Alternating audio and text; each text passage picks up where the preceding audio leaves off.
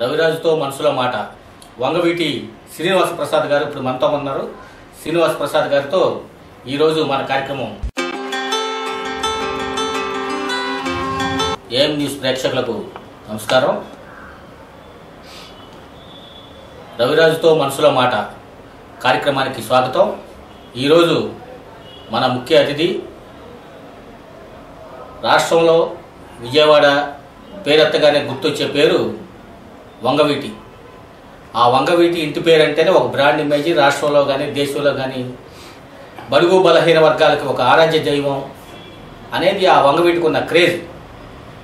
ఆ వంగవీటి వారసుడు వంగవీటి మోహనరంగ పెదనాన్నగారి బ్రదరు సోదరుడు కుమారుడు ప్రస్తుత విజయవాడ మాజీ ఎమ్మెల్యే వంగవీటి రాధాకృష్ణ సోదరుడు పెదనాన్నగారి అబ్బాయి వంగవీటి శ్రీనివాస ప్రసాద్ గారు ఇప్పుడు మనతో ఉన్నారు. శ్రీనివాస ప్రసాద్ గారితో ఈరోజు మన కార్యక్రమం ప్రారంభిద్దాం. శ్రీనివాస ప్రసాద్ గారు చెప్పండి. ఏం ప్రేక్షకులకి నూతన సంవత్సరం మరియు సంక్రాంతి శుభాకాంక్షలు తెలియజేసుకుంటాం. అలాగే ఏం ఛానల్ యాజమాన్యానికి కూడా నూతన సంవత్సరం మరియు సంక్రాంతి శుభాకాంక్షలు తెలియజేసుకుంటాం. శ్రీనివాస ప్రసాద్ గారు చెప్పండి, అసలు వంగవీటి అని పేరు అనగానే రాష్ట్రంలో కానీ దేశంలో కానీ అసలు ఎక్కడైనా కానీ ఒక మంచి క్రేజ్ ఒక ఇది ఉంటుంది. ఆ వంగవీటి కుటుంబం ఏ నిర్ణయం తీసుకున్నా కానీ రాష్ట్ర వ్యాప్తంగా ఒక పెద్ద చర్చనీయాంశానికి దారితీస్తూ ఉంటుంది. అటువంటి చరిత్ర కలిగిన ఇది ఈ మధ్యకాలంలో కొన్ని నిర్ణయాలు తీసుకోవటంలో తొందరపాటు నిర్ణయాలు తీసుకున్నారనే వాదన బయట వినపడతా ఉంది. అది వాస్తవేనంటారా? అంటే నాకు తెలిసి మొన్న శ్రీనివాస్ ప్రసాద్ గారు మీరు ఫ్లోర్ లీడర్ పదవికిను వైసీపీ పదవులకి రాజీనామా చేశారు. అంటే మీ యాంగ్జైటీ ఏంటంటే మీరు అప్పుడు ఒక విమర్శ కూడా చేశారు, జగన్మోహన్ రెడ్డి టికెట్లు అమ్ముకుంటున్నాడు, అందుకని నేను పార్టీ మీద దీంతో నేను రాజీనామా చేస్తున్నాను. మీ మనసులో కారణం వంగవీటి రాధాకి సెంట్రల్ నియోజకవర్గం టికెట్ ఇస్తానని చెప్పి ఆ తర్వాత కాంగ్రెస్ పార్టీ నుంచి వచ్చినటువంటి మల్లాది విష్ణుకి ఆ సమన్వయకర్త బాధ్యతలు అప్పగించడంతో రాధా గారు కానీ మీరు కానీ వంగవీటి ఫ్యామిలీ కానీ వంగవీటి అభిమానులు కానీ కలత చెందారని చెప్పి అనుకుంటున్నాం. ఆ యాంగ్జైటీతోనే మీరు పార్టీకి వాటికి రాజీనామా చేశారా? ఇంకా వేరే ఏదైనా కారణం ఉందా? రవిరాజ్ గారు, మీరు ఫస్ట్ ఒకటి అన్నారు, వంగవీటి అనగానే అది ఒక బ్రాండ్ అనేది. ఆ బ్రాండ్ అనేది వాళ్ళ అంటే నేనేదో ఆ వంశంలో ఆ కుటుంబంలో పుట్టానని కాదు, ఒక కామన్ మ్యాన్గా మాట్లాడుతున్నాను. వంగవీటి అనే పేరు అలా బ్రాండ్గా నిలిచిపోవడానికి కారణం, చిరస్థాయి నిలిచిపోవడానికి కారణం మా బాబాయిలు రాధా గారు కానీ రంగా గారు కానీ, అలాగే తర్వాత మా తండ్రి గారు సోమనాథ చరిత్ర గారు పేద ప్రజల కోసం, బడుగు బలహీన వర్గాల కోసం, దళిత మైనారిటీ వర్గాల కోసం వాళ్ళు ముఖ్యంగా రాధా గారు రంగా గారు జీవించి ఉన్నంతకాలం వాళ్ళ అభ్యున్నతి కోసం, వాళ్ళ సంక్షేమం కోసం పెట్టుబడిదారులు, పెత్తందారులు, భూస్వాముల ఉక్కు పాదాల కింద నలిగిపోకుండా వాడు బతికున్నంతకాలం ఆ ప్రజల్ని కాపాడుకుంటూ వచ్చారు. అందుకే ఇవాళ వాళ్ళు చనిపోయి దాదాపు రంగా గారు చనిపోయి 30 సంవత్సరాలు అవుతుంది, రాధా గారు చనిపోయి దాదాపు 40 సంవత్సరాలు అవుతుంది. అయినా కానీ ప్రజలు వాళ్ళ గుండెల్లో చిరస్థాయిగా పెట్టుకున్నారంటే ఆ బ్రాండ్ అంటే ఆ పేద ప్రజల కోసం పనిచేశారు. అందుకనే ఆ ఇంటి పేరుకి అంత క్రేజ్ వచ్చింది. అంటే నేను మధ్యలో ఒక అడ్డం వస్తాను. నా విజయవాడ అనగానే ఇందాక చెప్పాను, నేను విజయవాడ పేరు ఎత్తంగానే కొన్ని స్పెసిఫిక్ ప్రధానమైన విజయవాడకి సింబాలిక్ ఏంటంటే అనుకుంటాం. అట్లాగే వంగవీటి రంగా గారు రాధా గారు అనుకుంటాం. వంగవీటి రాధా గారు కానీ రంగా గారు కానీ చనిపోయే వరకు వాళ్ళు ఎక్కువ ఎస్సీ, ఎస్టీ, బీసీ, మైనారిటీ వర్గాలకి ఆయన ఒక నాయకుడు. ఆయన నాకు తెలిసి కులపరమైనటువంటి కాపు, నేను అదే అన్నా, ఆయన కులపరమైన అంశాల్లో ఎట్లన్నా పాల్గొనవచ్చు, కానీ ఆయన అంతర్నాయకుడిగా ఎస్టాబ్లిష్ అయ్యాడు. అందరూ కూడా ఆ విధంగా నేను కొలిశారు. ఆ తర్వాత పరిణామాల్లో ఇప్పుడు వంగవీటి రాధా గారిని రంగా గారిని ఇంకొక చిన్న మీ మాట కట్టొచ్చా? రంగా గారు చనిపోయిన తర్వాత 11 నెలల తర్వాత ప్రజలు గుర్తుపెట్టుకుని రంగా గారి మరణం, రంగా గారిని అప్పటి తెలుగుదేశం ప్రభుత్వం, ఎన్టీ రామారావు ప్రభుత్వం ఏ విధంగా అచ్చిగావించుకుంటూ 11 నెలల తర్వాత ప్రజలు గుర్తించుకుని ఆ పార్టీని మట్టి కల్పించి కాంగ్రెస్ పార్టీని అధికారం తీసుకొచ్చారు. రాజకీయం గురించి అంటే చెప్తాను. ఇంకొక విషయం కూడా చెప్తాను. మీరు జగన్మోహన్ రెడ్డి గారి గురించి కూడా అడిగారు. 11 నెలల తర్వాత ప్రజలు గుర్తించుకుని ఆ పార్టీని మట్టి కల్పించి కాంగ్రెస్ పార్టీని అధికారం తీసుకొచ్చారు. మరి జగన్మోహన్ రెడ్డి, రాజశేఖర రెడ్డి గారు గురించి కూడా అడిగారు. మరి జగన్మోహన్ రెడ్డి, రాజశేఖర రెడ్డి గారు చనిపోయిన తర్వాత జగన్మోహన్ రెడ్డి గారు కాంగ్రెస్ పార్టీతో డిఫర్ అయిపోయి బయటకు వచ్చి వైఎస్ఆర్ కాంగ్రెస్ పార్టీ అని రాజశేఖర రెడ్డి గారి పేరుతో పార్టీ పెట్టారు. మరి ఆయన చనిపోయిన తర్వాత మరి ఆయన రాజశేఖర రెడ్డి గారు ఎన్నో పథకాలు పెట్టారు, సంక్షేమ పథకాలు ప్రజల కోసం అన్ని, ఆరోగ్యశ్రీ కానివ్వండి, ఫీజు రియంబర్స్మెంట్, ఉచిత విద్యుత్, రైతులకి డ్వాక్రా అన్ని చాలా సంక్షేమ పథకాలు. ఆయన పరిపాలన నెంబర్ 1. ఆయన పరిపాలన ప్రజలు ఎటువంటి ఇబ్బంది పడాల. మరి ఆయన చనిపోయిన తర్వాత జగన్మోహన్ రెడ్డి గారు రాజశేఖర రెడ్డి గారి పేరుతో కాంగ్రెస్ పార్టీ డిఫర్ అయి పార్టీ పెట్టినప్పుడు మరి ఆటోమేటిక్గా మరి ఆ పార్టీ ప్రజలు ఆదరించాలి. వైఎస్ఆర్ కాంగ్రెస్ పార్టీ అంటే రాజశేఖర రెడ్డి గారి పార్టీ అది, అయినా ఆదరించాల. ఈ 2 కుటుంబాలకు వ్యత్యాసం అదే. మీరు అన్నారు కదా ఇప్పుడు వంగవీటి అంటే బ్రాండ్ అని. ఆ బ్రాండ్ 11 నెలల తర్వాత గుర్తుపెట్టుకుని ప్రజలకు రంగా గారు మరణాన్ని గుర్తుపెట్టుకుని ఆ ప్రభుత్వాన్ని పడగొట్టారు. ఇక్కడ రాజశేఖర రెడ్డి గారి పార్టీ పేరుతో పార్టీ పెట్టినా కానీ ఆ ప్రభుత్వం అధికారంలో రాలేకపోయింది. అంటే అప్పుడు అతను అంటే అది ఇక్కడ మనం రాజకీయంగా ఆప్షన్ వచ్చి మాట్లాడుతుంది, దాని గురించి మాట్లాడుతుంది. ఇందాక నేను మాట్లాడుతూ మర్చిపోయింది. రంగా గారు అంటే రంగా గారు చనిపోయే వరకు బడిహు బలహీన వర్గాల ఆశాజ్యోతి వంగవీటి మోహన్ రంగా. ఏదో రంగా గారు చనిపోయినా కానీ ఒక మంచి పాట ఉంది, ఎర్ర పూల వనంలో పువ్వురాలు ఉంది, 3 పూల వనంలో సంథింగ్. అసలు ఆ పాట వింటేనే రక్తం ఉప్పొంగుతా ఉంటుంది. ఇప్పుడు మీరు రాను రాను కాలక్రమేణా ఆ రంగా గారిని ఒక కులానికే పరిమితం చేస్తున్నట్టుగా బయట అనిపిస్తూ ఉంది. నేను ఉదాహరణ ఎగ్జాంపుల్ చెప్పేది, మొన్న మన స్మరణ భూమి పెట్టడం కానీ ఆ తర్వాత కార్యక్రమాలు కానీ ఏదో చేస్తున్నారు కానీ ఇతర సామాజిక వర్గాలని ఓన్ చేసుకొని వాళ్ళతో దాంట్లో చేయించడంలో వెనకబాటు పడతా ఉంది. ఓన్లీ రాధా అనే రంగా అనే వాళ్ళు ఇద్దరు కాపు కులానికి నాయకులు కాదండి, మొత్తం సమాజ అభ్యున్నతి కోసం బడుగు బలహీన వర్గాలకి ప్రతినిధులుగా ఉంటూ విజయవాడ సెంటర్లో వాళ్ళకి మోరల్ సపోర్ట్ ఇచ్చి ఏ ఆపద వచ్చినా మేమున్నాం మీ వెనకాలని చెప్పి భరోసా ఇచ్చిన నాయకులు వాళ్ళని వాళ్ళ ఒక్క కులానికే పరిమితం చేస్తున్నారు. ఎందుకని? మేమైతే అలా చేయట్లేదు సార్. మా కుటుంబం అయితే ఏదో రంగా గారు లేదా రాధా గారు లేదా రంగా గారు కుమార్ రాధాకృష్ణ లేదా మేము చలత్రాజ్ కుమారులు గారు మేము ఎక్కడ కులాలకు సంబంధించి మేము కాపు నాయుడు మా పేరు కూడా చూడండి, మా పేర్లు వెనకాల ఇప్పుడు కొంతమంది ఆయా సామాజిక వర్గాలు పెట్టుకుంటున్నారు. నేను దాన్ని తప్పట్లా, మా వరకు మీరు అడిగారు కూడా చెప్తాను. మేము ఎక్కడ కులంగా కానీ కాపను లేదా నాయుడును లేకపోతే ఇంకోటి చిరంజీవి గారు లేకపోతే పవన్ కళ్యాణ్ ఫ్లెక్స్లు పెట్టుకోవడం ఇది ఎక్కడ మేము లేదు. ఎవరైనా అభిమానులు పెట్టుకుంటే దాన్ని మేము చేయలేము, దానికి మేము బాధ్యులు కాదు.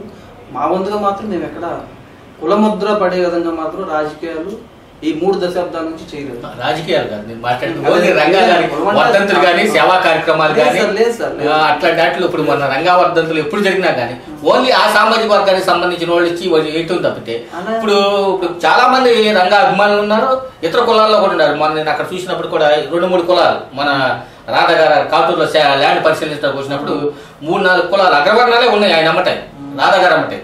బట్ నేను అది అగ్రవర్ణాలంటే ఇప్పుడు కొడాల నాని గారు మన ఇక్కడ మన మండలానికి సంబంధించిన వాళ్ళు ఉన్నారు, అక్కడ కొంతమంది ఉన్నారు. నేను అనేది అన్ని వర్గాల డయాస్ మీద అయితే డయాస్ మీద రాధా గారు నాని గారు కొంచెంసేపు మాట్లాడారు. అక్కడెక్కడ డయాస్ మీద అయితే మరి ఓన్లీ మీరు అన్నట్టుగా పర్టికులర్ గా ఒక కమ్యూనిటీ రంగా గారి సామాజిక వర్గం ఆ కార్యక్రమం గురించి అంటలేదు, ఆ రోజు కార్యక్రమం గురించి అలా ప్రస్తావించట్లా.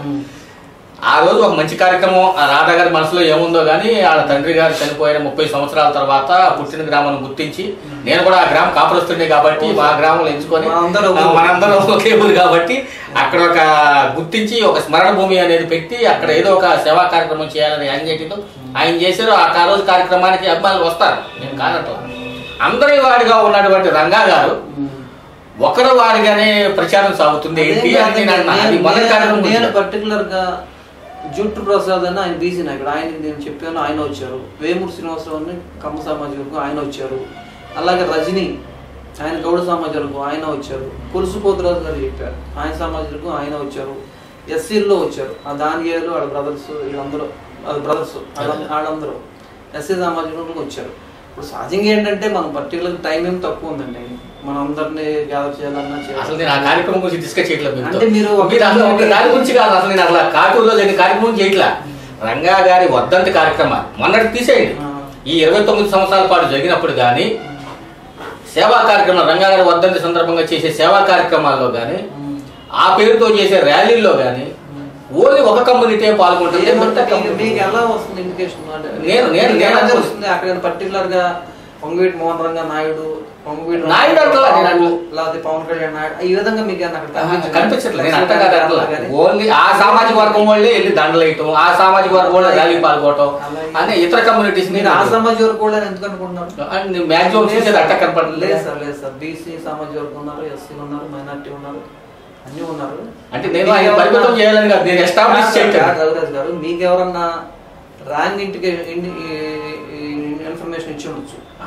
నేను దానికంటే రంగా అనే వాళ్ళు ఫస్ట్ చెప్పా బ్రాండ్ ఇమేజ్ అందరు వాడు ఓన్లీ కాపు సామాజిక వర్గానికి నేత కాదు, కాపు సమాజంలో పుట్టుండొచ్చు. ఆయన చేసే కార్యక్రమాలని మాలాంటి ఎస్సీ వర్గాలకు కూడా అండగా ఉన్నాడు. వర్గాల కోసమే కదా ఆయన నిరాదరణ చేసి వాళ్ళు పట్టాలు ఇవ్వాలని చెప్పి వెళ్తుంటే మధ్యలో అడ్డగించితే మ్యూజియం దగ్గర అడ్డగిస్తే ఆయన రోడ్ మీద బైఠాయించి 20 సెకండ్ మధ్యాహ్నం అనమాట బైఠాయిస్తే ఆ రోజు ఈవినింగ్ రోడ్ మీద ఉండి ఆ రోజు నైట్ టెంట్ షిఫ్ట్ అయ్యారు. అట్లాగే మా సోదరుడు రాధా ఎమ్మెల్యే ఉన్నప్పుడు కూడా మరి రాజశేఖర రెడ్డి గారు అన్నారు ఆయన మీకు ఏ కావాలని ఏ పని కావాలంటే అది అడుగు నేను చేసి పెడతాను, నాకేమొద్దు, నాకు వ్యాపారాలకు సంబంధించి లేకపోతే భూ కబ్జాలు భూ సెటిల్మెంట్ నాకేమొద్దు. రాణిగారు తోట అంటే తూర్పు నియోజకవర్గంలో కంచుకోట రంగగారికి కానీ కృష్ణలంక రాణిగారి తోటలో అడిగి ఇళ్ల పట్టాలు ఇవ్వండి, 50 రూపాయలు కట్టించుకుని మీరు ఇల్లు రిజిస్ట్రేషన్ చేయమంటే ఆయన ఒకటే అడిగారు. అందుకని స్వార్థానికి నేను హైదరాబాద్లో ఎక్కడో ఒక ల్యాండ్ ఉంది దానికి నేను కబ్జా చేశాను, గవర్నమెంట్లో పెట్టాను, జీవో తీసుకొచ్చి పాస్ చేసి పెట్టిన లేదా ఇంకో సెటిల్మెంట్లో వైన్ షాప్లో లేకపోతే ఇసుకారీలు బట్టి అయ్యేం అడగలా. నేను అనేది అదే రంగా గారి వారసత్వం అనేది ఇప్పుడు అప్పటి నుంచి రంగా గారు కానీ రాధా గారు కానీ ఇంకా హర్షించదగ్గబడినామంటే శోభనా చలపతిరావు గారు ఆయన గారు కానీ అంటే మిమ్మల్ని వేరుగా అంటున్నాను అనుకో. ఈ ముగ్గురు నేతలు మచ్చలేని నేతలుగా ఎదిగారు. చలపతిరావు గారు రంగా గారి సోదరుడు అనేది ఆయన చనిపోయేదాకా ఎక్కడ బయటికి రాలి, ఆయన పని అనేది ఆయన చేసుకుంటుండేవాడు. ఆ తర్వాత అవకాశం రాని ఏదన్నా కానీ ఆయన ఎమ్మెల్యేగా అయ్యారు. ఆ ఎమ్మెల్యే పరిస్థితుల్లో ఆయన కూడా ప్రతి కార్యక్రమం పేర్ల కోసమే చేశారు. ఉయ్యూరు రాజేంద్ర నగర్ లో ఎన్ని స్థలాలు ఇచ్చారంటే వంగవీటి శోభనా చలపతిరావుకి ఆ ఘనత దక్కింది. ఆ వంగవీటి శోభనా చలపతిరావు ఇచ్చినాక ఉయ్యూరులో ఈ రోజు వరకు స్టిల్ ఒక్కళ్ళు ఇళ్ళ స్థలం ఇచ్చిన పరిస్థితి లేదు. ఏదో ఎన్నికల ముందు ఎన్నికల ప్రచారాస్త్రంగా మిగులుతుంది తప్పితే స్థలాలు ఇవ్వటము. అప్పుడు కేసీబీ జీఎం గారు జగన్నాథ్ గారు ఉంటే వాళ్ళ వెహికల్స్ లారీలు టిప్పర్లు ఉంటే బలం తోలించారు. యాసిడ్ డిపార్ట్మెంట్ పోల్స్ పట్టారు. ఈ లోపు 94 గవర్నమెంట్ చేంజ్ అయింది, ఫాదర్ ఓడిపోవటం, టీడీపీ ప్రభుత్వం రావటం వాళ్ళు రాజేంద్ర ప్రసాద్ గారు సర్పంచ్ గా ఉన్నారు, సర్పంచ్ గా పెట్టుకున్నారు. నేను ఒకటే అండి మొన్న కూడా నేను మున్సిపాలిటీలో ఒకటే అడిగా, విగ్రహాల గురించి ఏదో వచ్చింది కనకమేడ రంగారావు అంటే కాదండి. అంటే నేను పర్టికులర్ నాన్నగారి విగ్రహం పెట్టుకున్నా పెట్టండి అంటే నాకు ఒకవేళ ఆ ఫీలింగ్ అని ఉంటుంది అంటే వ్యక్తులు మన ఎవరు తండ్రి గారు కానీ రాధా గారు కానీ రంగా గారు కానీ సరే మచ్చలే మనుషులు బతుకు మేమేమైనా ఎవరినైనా ద్రోహం చేసామా, ఎవరైనా ఇబ్బంది పెట్టామా అంటే మేము అంటే చెప్తున్నా. అంటే రాధా గారు కానీ లేకపోతే నేను కానీ మా సోదరు చంద్రకుమార్ కానీ అంటే చంద్రకుమార్ ప్రస్తుతం క్రియాశీలతో బాధితులు దూరం ఉన్నారు అనుకోండి. రేపు మీ గురించి అంటావు నేను ఆ కోణ తనలా ఏళ్ళ ముగ్గురు ఏ పనైనా కానీ అదే సార్ ఒక కాన్సెప్ట్ లో చేసి చెప్తున్నాను. వాళ్ళు ఏదైనా ఒక వ్యూహంతో జనాలకు అవసరమైన పని అవసరమైన సమయంలో అవసరమైన సందర్భంలో నాకు తెలిసి చంద్రరావు గారి దగ్గరికి నేను బతుకుని ఒక అంశానికి వెళ్తే 3 రోజులు 4 రోజుల తర్వాత ఆయనే రాసేసి అర్జీ రాసేసి తీసుకెళ్ళి అక్కడ ఇచ్చేయమ్మా ఎంఆర్ ఆఫీస్లో అయిపోద్దని చెప్పి అన్నారు. ఆ తర్వాత 3 రోజులు కాదు రమ్మన్నారు. నేను వెళ్ళా. చలపతిరావు గారు నాకు ఫోన్ చేసి నీ పని అయిపోయిందంటమ్మా వెళ్ళి ఆ కాగితం తీసుకొచ్చుకో అని చెప్పి అన్నారు. అంటే ఆయన ఒక ఎమ్మెల్యే స్థాయిలో ఉండి నేను ఎవరో కామన్ మ్యాన్ అప్పుడు నేను ఇది కూడా లేదు ఒక అర్జీ ఇస్తే దాని మీద ఏం జరిగిందో అనేది ఆయన రివ్యూ వెనక అవుట్పుట్ తీసుకొని మళ్ళీ నాకు సమాచారం అందించిన పరిస్థితి ఆ రోజున ఆ విలువలు ఉన్నాయి. మీరు విలువలు లేవని అంటలా. వాళ్ళు ఒక ఏ కార్యక్రమం చేసినా ఒక అంచనాతో ఒక వ్యూహంతో చేసేవాళ్ళు. మీరు కానీ రాధా గారు కానీ తొందరపాటు నిర్ణయాలు కులముద్ర పడేటట్టు మేము ఎక్కడన్నా ప్రవర్తించామా? కులముద్ర అట్లా నేను మీరు మొన్న రాధా గారి విషయంలో తొందరపాటు నేను అనుకోవటం, నేను పార్టీకి రాజీనామా చేసేస్తున్నాను అని చెప్పి మీరు ప్రకటించడం అది తొందరపాటు నిర్ణయం అని నేను అనుకుంటున్నాను. నేను ఆవు యాంగ్జైటీ కన్నా 2 రాధా గారు కూడా మొన్న కార్యక్రమంలో ఏదో హడావిడి చేసి ఒక రాజకీయ ప్రకటన చేస్తారని చెప్పి అనుకున్నాను. జనం అంతా కానీ రాష్ట్రంలో చెప్పే కదా వంగవీటి ఒక కార్యక్రమం ఆ వంగవీటి ఒక కార్యక్రమం చేస్తుందంటే ఎక్కడా లేదు. కాటూరికి లైవ్ వ్యాన్లు రావటం, 7 లైవ్ వ్యాన్లు వచ్చి అక్కడ కూర్చున్నాయి అంటే ఏదో ఒక రాజకీయ ప్రకటన చేస్తారు అది అనుకున్నాం. కానీ ఈ 2 ఘటనలు కానీ కొన్ని పదవులనే శాశ్వతం కాదు. ఇప్పుడు మీరు కానీ నాన్నగారు కానీ ఏదో ఒక సందర్భంలో పాదసారథి గారికి పూల్లో పెట్టి పదవిని అప్పచెప్పిన పరిస్థితి ఎక్కడ గుర్తున్నాయి సార్. ఇప్పుడు రాజేంద్ర ప్రసాద్ గారు ఆ టైంలో సారా ఉద్యమంలో కానివ్వండి, కాలేజీ కమిటీ స్థానంలో కానివ్వండి, అప్పుడు మన అధికార పార్టీ వ్యతిరేకించి మా నాన్నగారు ఉద్యమం చేశారు. రాజేంద్ర ప్రసాద్ గారు వచ్చి కూర్చున్నాం సారా ఉద్యమం కాలేజీ కమిటీ స్థలాలు అవును కాలేజీ ఆటలో ఇవాళ రాజకీయ ఇవాళ ఆయన చెప్తున్నా ఒక ఎమ్మెల్సీ వచ్చి ఆడికి ఏంటంటే ఆ పేరు నేను చెప్పుకోవడం అంటే ఈయన కూడా అంతే అని చరిత్ర తెలుసుకోవడం చరిత్ర తెలుస్తుందిగా. ఇప్పుడు ఇవన్నీ మీరు చెప్పలేదు నాకు. నేను ఆ రోజు నుంచి ఈ రోజు వరకు చరిత్ర తెలుసుకున్నాను కాబట్టి నేను చెప్తున్నాను. మేము ఎప్పటికీ చెప్పుకుంటాం మంచి చేస్తే మేము ఎప్పుడు జీవితాంతం గుర్తుపెట్టుకుంటాం. ఎవరు మాకు మేలు చేశారు అనుకోండి చనిపోయి గుర్తుపెట్టుకుంటాం. వాళ్ళ పేరు అప్పుడు రాజకీయ నాయకులకు అలా లేదంటే ఏంటంటే మళ్ళీ మనం ఒకళ్ళ పేరు చెప్తే డిగ్రేడ్ అయిపోతాను అది ఏంటంటే రాజకీయాల్లో ఒక ట్రాన్స్పరెంట్ ఉండాల్సింది. అంటే ఆ రోజున మన చలపతిరావు గారు నా రాజకీయ వారసుడిగా ఆయన పాదాలకు వందనం చేసి సారథి గారు చలపతిరావు గారికి నేను చేస్తాను నా రాజకీయ వారసుడు అంటే ఇప్పుడు ఎలక్షన్ వస్తే ఇప్పుడు మాట్లాడతారు ఏమో తెలియదండి. ఎలక్షన్ ఎప్పుడు అది ఒక్కోసారి కాదండి, లైఫ్ లాంగ్ గుర్తుంచుకోవాలి. మాకు గుర్తుంది. ఇప్పుడు కూడా ఐడియా చెప్పలేదు మేము. ఇప్పుడు ప్రత్యక్ష ఆ రోజు జర్నలిజంలో ఉన్నాం, ఈ రోజు జర్నలిజంలో ఉన్నాం. ఆ రోజు పరిణామాలు అంటే మాది ఎలక్షన్ ముందు వరకు ఒక రకంగా, ఎలక్షన్ తర్వాత ఒక రకంగా, ఎలక్షన్ ముందు వరకు కార్యకర్తల గ్యాప్ ఒక రకంగా రిసీవ్ చేసుకోవడం, ఆఫ్టర్ ఎలక్షన్ ఇప్పుడు ఆ గ్యాప్ మనకే సారథి మధ్యన. నేను సారథి గారు ఇంకా చెప్పట్లేదు. సారథి గారు అసలు సారథి గారి గురించి నేను ఆ పార్టీ రాజీనామా చేయాలి. అది కాదు నేను అనేది.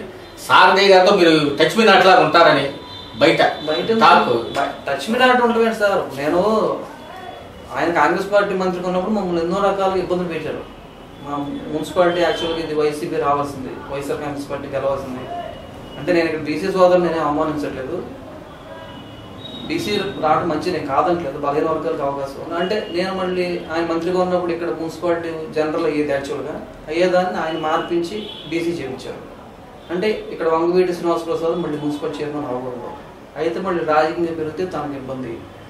మరి చలపతిరావు వారసత్వం ఇవన్నీ గుర్తుండవు, మీరు ఇందాక అన్నారు కదా అని ఆయన మున్సిపాలిటీని బీసీ చేయించారు. ఫోన్ మంచిది అయినా కానీ మళ్ళీ మేము పోటీ చేసాం. రహీం గారు మా అభ్యర్థి పార్టీ అభ్యర్థి పెట్టాం. మేము మళ్ళీ మా అందరి మీద ఇండిపెండెంట్గా పెట్టారు.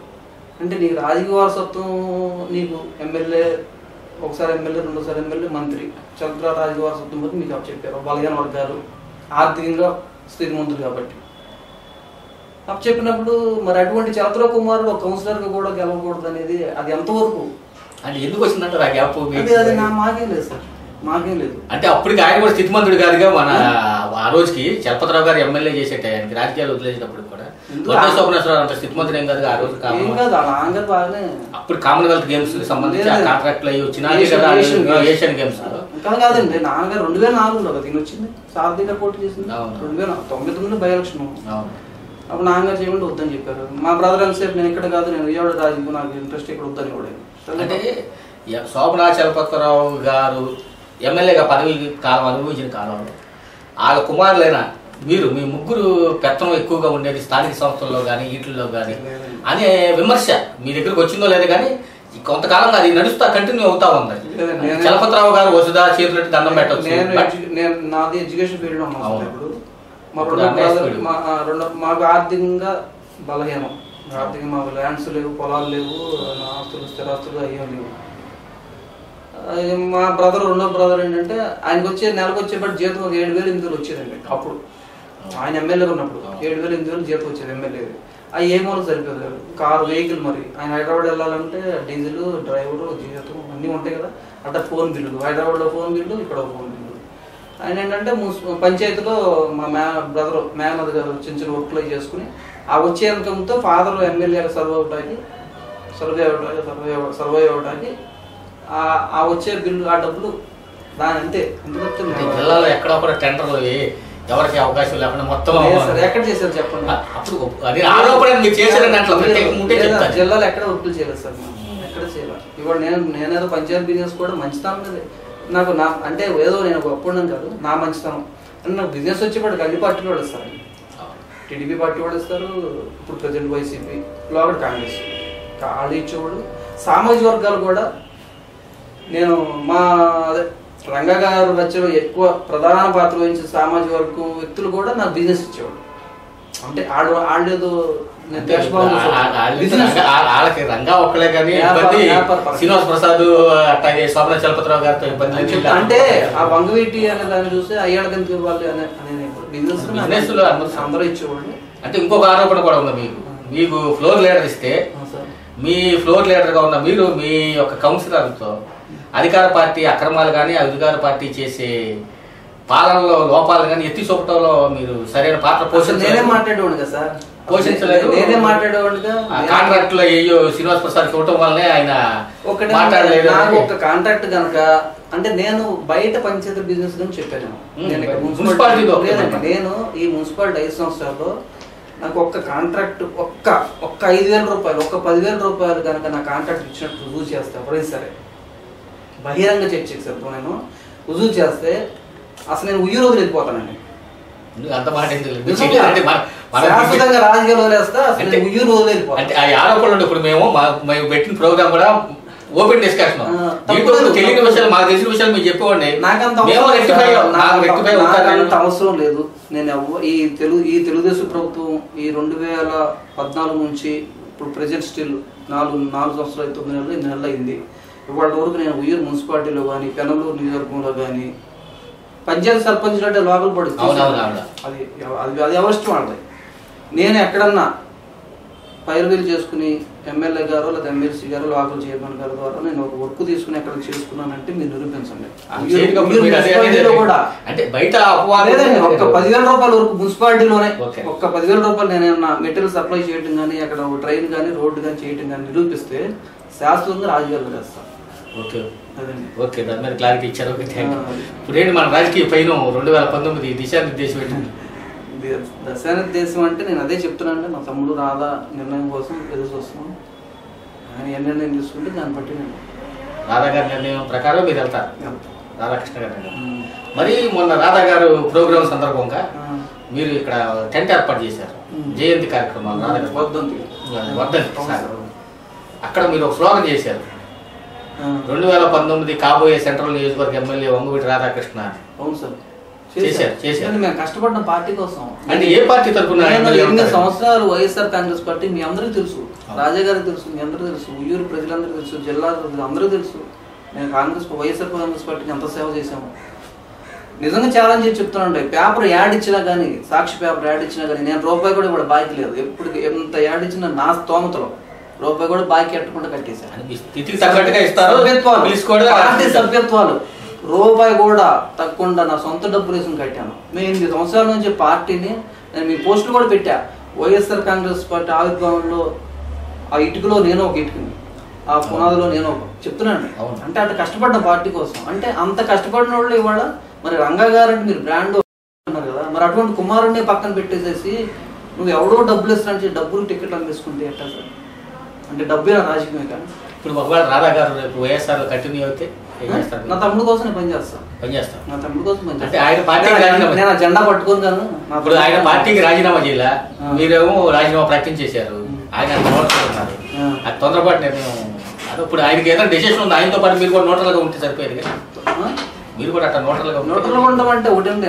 నాకేమి నాకు ఇక్కడ ఎమ్మెల్యే అవ్వాలను ఇలా ఇంకోటి అవ్వాలను ఇది ఉండాలి సార్. ఇక్కడ ఎమ్మెల్యే అవ్వాలి, మున్సిపల్ చైర్మన్ ఆ కోరిక ఆశ నాకు లేదు. నా రాజకీయ ఆకాంక్ష ధనాకాంక్ష లేనప్పుడు నేను చేస్తాను. ఆ నిర్ణయం తీసేసుకున్నా. తనకి ఎమ్మెల్యే అవ్వాలని ఉంది, తను కూడా ఎమ్మెల్యే చూడాలని మా కోరిక. ఇందుకు 2 సార్లు ఓడిపోయాడు.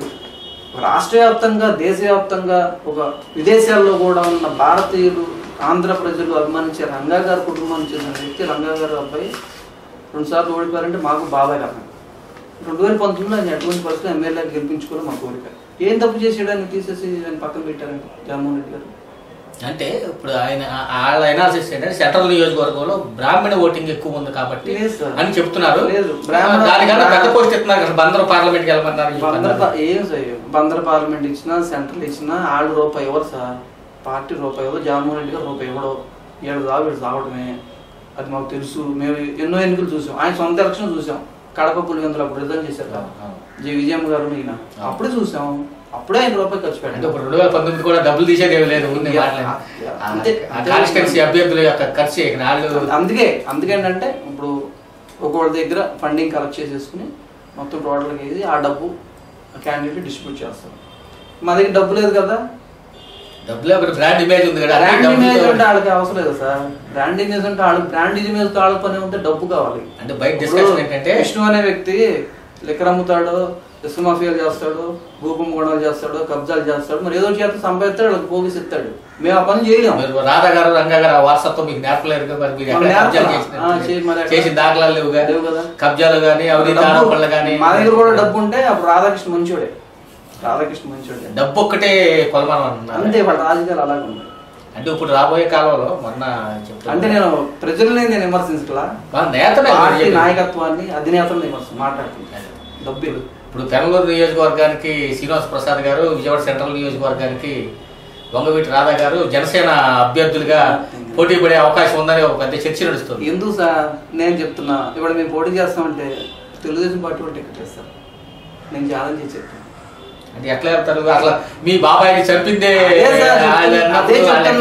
మేము జనసేనకి వెళ్ళు లేకపోతే ఇంకో అంటే అదే డబ్బు ఉంది కదా, ఇప్పుడు మేము నుంచుంటే చాలు, మేము పోటీ చేస్తే చాలు. ఇక ఎన్ని కోట్లైనా ఆ పార్టీ ఖర్చు పెడతారు. వంగవీటి ఆ నియోజకవర్గంతో పాటు రాష్ట్రంలో ఉన్న పార్టీ ఖర్చు పెడతారు. అయినా మేము ఏంటంటే మీరు అన్నట్టుగా మా బాబాయ్ చంపిన పార్టీ మేము అందులోకి వెళ్ళాం అని చెప్తున్నాను. అది ఎగ్జాంపుల్ చెప్తుంది. జనసేన అన్నారు, అదండి ఇది అన్నారు. మాకంత ఆర్థిక స్తోమత లేదండి. మా మున్సిపాలిటీకి నేను నాన్న రిస్కులు పడి సారథి గారి పుణ్యం అంట, రాజేంద్ర ప్రసాద్ గారి పుణ్యం అంట, రాజేంద్ర ప్రసాద్ పుణ్యం సారథి గారి పుణ్యం ఇద్దరు కలిసి ఒక అభ్యర్థి పెట్టారు ఇంటర్నల్ గా.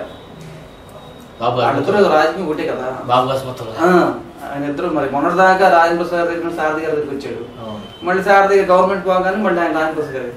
వీళ్ళంతా టైఅప్ అనమాట, ప్రజలను మేమే తెచ్చుకోవడం.